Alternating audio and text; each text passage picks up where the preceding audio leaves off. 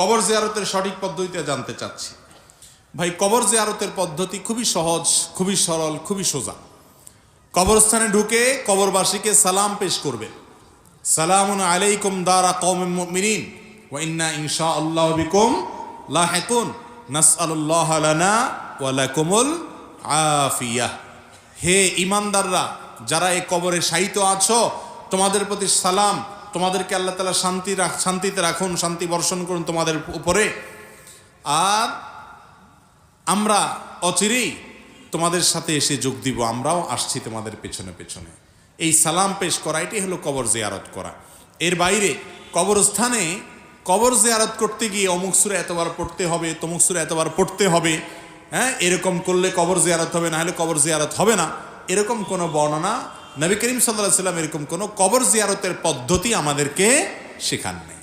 কথা বুঝাতে পারছি?